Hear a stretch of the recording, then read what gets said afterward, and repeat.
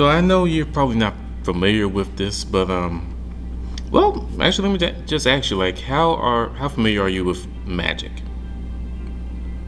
I mean, I'm a little familiar with it. I mean, you're talking about like magic as a whole, or like magic as we've seen in movies and TV shows. Because the first thing that comes to my mind is Wizards of Waverly Place. Okay, now that's interesting. I Yeah, mean, because like that's one of my favorite shows, all-time favorite Disney shows. no, actually, that's very good because my first exposure to magic is actually Harry Potter. So their world is definitely what I would first think of when I think of magic. Okay. But then, as time goes on, different franchises come and go. Along the way, one of the things I started discovering were, I guess other influences of magic.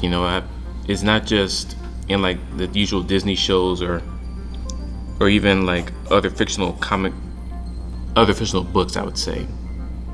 I think my earliest exposure, really, other than Harry Potter to magic, is Raven from Yeah. Teen Titans.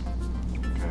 And even then, as cool as it looked, I started realizing that this doesn't even like scratch the surface of what all the idea of what magic can do. But it was a good start off because I don't know, with Raven it kind of leans more into like demonic powers, and even now it's like I still like her, but it's like that demonic side. It's like I don't know how to feel about that part. Just can't quite get with it. Yeah, but I mean that's fine. I mean, to each its own. Yeah. Because I know she has plenty of fans out there. But somewhere along the way, I started. Marvel did animated movies during that time as well. You had your Hulk versus. You had That's really the main thing I thought about. Hulk versus the Avengers. They did the Avengers from the Ultimate Universe. But then somewhere in between there was a movie about Doctor Strange. And his movie was pretty good when I watched it. I liked it. Yeah. So when I heard about them doing it in the MCU, I was like, okay, I can kind of get with that. Yeah. By that time, I acknowledged Doctor Strange as someone who is definitely crucial to the Marvel Universe. Oh, for sure. Yeah. Anytime you're a part of a group called the Illuminati, you're something special. You're definitely something worth acknowledging. Yeah. Like one of the biggest things, like when I think of Doctor Strange, is how he was so key to that last arc in the Avengers where they were trying to defeat Thanos. And I think there was this scene where Doctor Strange was like, he predicted like 1,000,000 different ways, something like that, that they could beat Thanos or something like that. I don't remember exactly how the storyline played out, but Yeah, he was looking into over 1,000,000 different possibilities. over 1,000,000 different possibilities that they could defeat Thanos, and then the only one that could probably work is if Iron Man had to be sacrificed. Right. So And that's the thing. It's like someone of that much wisdom, of that much knowledge, it's something that I liked about him. The way he even carries himself. He can be pompous. He can be kind of a know-it-all.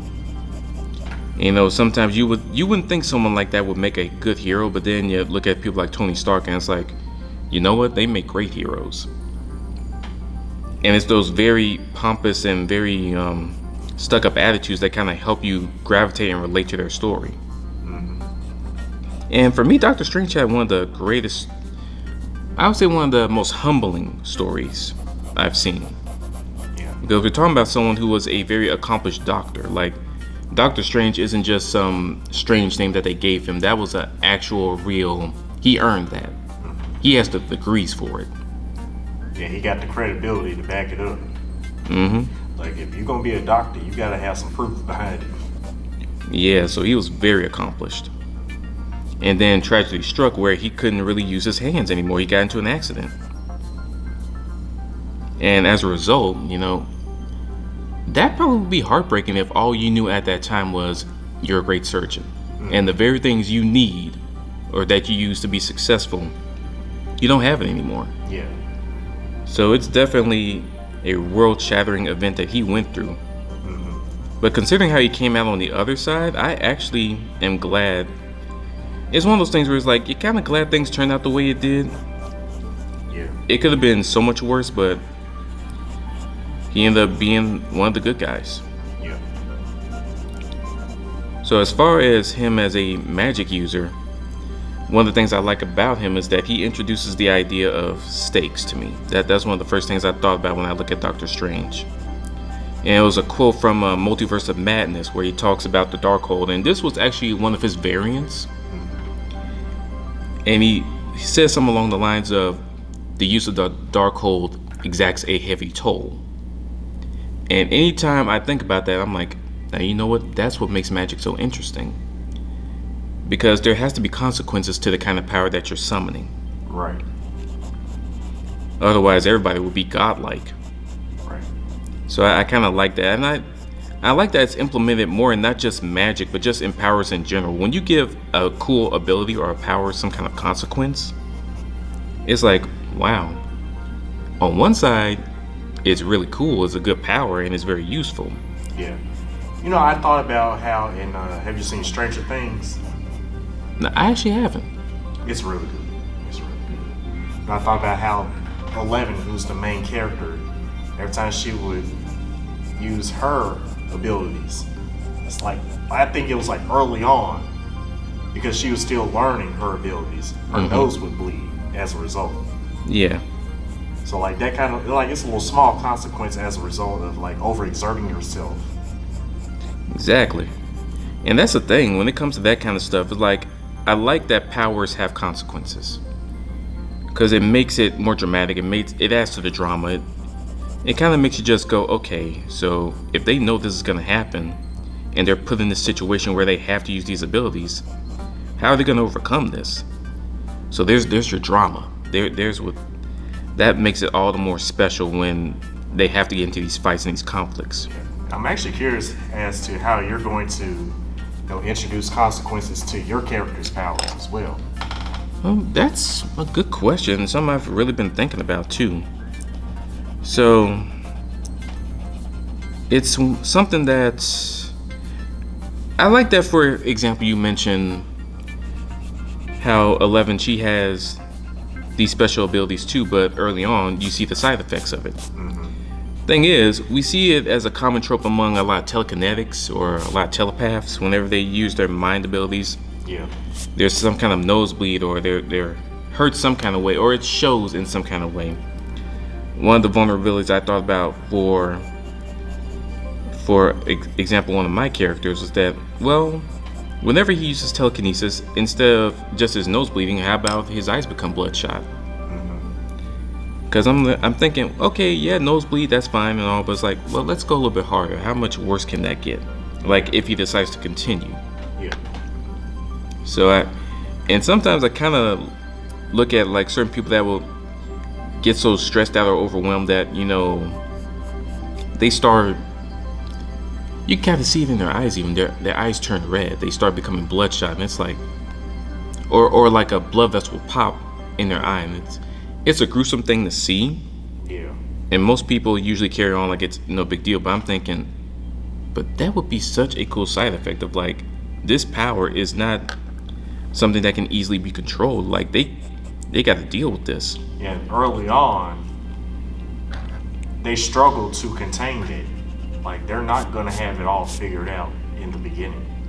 Like, it's gonna take them a while for them to like fully have control over their abilities. Yeah. But that's part of the journey. That's why I like in those kind of stories where it's like, they just got to figure it out. But with magic, when I tell you, sometimes it's like we barely scratch the surface of what all magic can do. Because you see what Raven can do, you look at Doctor Strange and see what he can do. You even look at the Scarlet Witch and see all the stuff that they get into, and it's like, oh, this looks so cool, and then they start showing you all these different consequences, and it's like, oh, that's bad. Yeah. That's not good at all. Yeah. It ain't as cool as it looks. Well, it looks cool, but there are consequences as a result. Yeah. And again, Doctor Strange is the first person I think of when it comes to that. When I think about that quote, even. And how sometimes it also reveals a little bit about the character. For someone like Doctor Strange, who is so disciplined, though he is arrogant, but he is so disciplined to try to take great care of, like, hey, if I'm gonna use this stuff, I'm gonna take a risk, but I'll make sure that everything's gonna be alright by the end of it. You know it's bad when he has to stoop to such lows as to use such a dark book or even a dark spell to save the day. It speaks to how dire the situation is. It speaks to how prideful he is as a person because he feels he can handle it. But it also speaks to, like, again, the feeling of stakes of, like, oh, this was something serious. It had to have been for him to resort to something like this. So in a way, you kind of just see what the characters are going through. So I guess when it comes to exploration of magic, people like Doctor Strange really opened up my mind to, like, the possibilities. Yeah. Because I mean, before Doctor Strange, before I started, watching the Marvel movies and seeing Doctor Strange and his role in the Marvel universe, I really wasn't that into magic. Like I said, like I wasn't really into Harry Potter. Like my only exposure to magic was, like I said, Wizards of Waverly Place. So seeing him made me think about magic and the consequences of using magic in such a different way. Yeah, I definitely understand that. And that's the thing with each iteration, with each character, you get this little bit extra of, like, oh, I didn't even know you could do all this. So, because we talk about the consequences, but, like, let's think about the spectacle of it all. Because despite the consequences, sometimes the results is like, oh, that's awesome. Yeah. Like when they first showcased the mirror dimension and how that looked, I was like, oh my god, that is some cool visual. And it's more on the filmmakers for making it so appealing, but it's like, yeah, wow. Oh yeah. Like that just, like, it is mind blowing. Yeah. And it's like, of all the abilities that's fun to portray, I feel like magic is the most fun to portray.